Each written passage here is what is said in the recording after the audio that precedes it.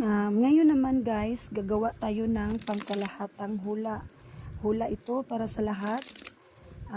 Sino yan mga gustong makikinig dyan? Makinig lang kayo dito dahil ito ay hula para sa pangkalahatan. Babalasahin na natin ang unang paghuhula natin.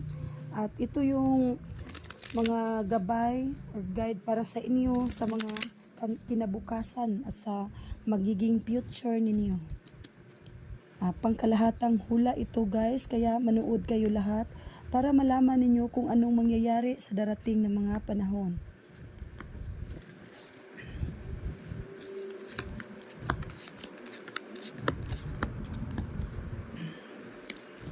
Sa ngayon, nakikita ko na may mga paparating na mga problema, may mga paparating na mga sakuna tulad ng bagyo, lindol, o kahit anong mga sakuna. Pero dapat kayong mag-iingat at laging magdarasal dahil hindi natin maiwasan pag may ganitong mangyayari.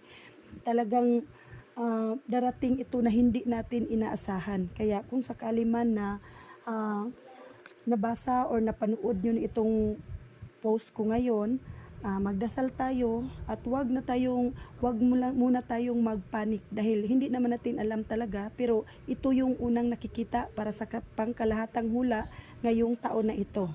Kaya kung sakali man, sana hindi darating dahil itong tarot card na baraha ay ano din ito, parang kung may mga masamang mangyayari, hindi din darating dahil ito may harang din ito. May pag mayroong masamang parating, hinaharangan niya yung mga masasama para hindi darating. Kaya ito yung mga unang napili dahil ang swerte mo ay lagi nang nandito. Ngayong taon, tayong lahat, may mga swerte naman na paparating. Dahil itong cups na card, sign ito ng mabilis ang pagdating ng swerte, may mga paparating at may mga hindi inaasahang darating sa buhay ninyo ngayon. May sign ng pera, may sign din ng good news, pero hindi natin alam kung kailan at kung saan natin mangyayari ang mga ganitong mga pangyayari.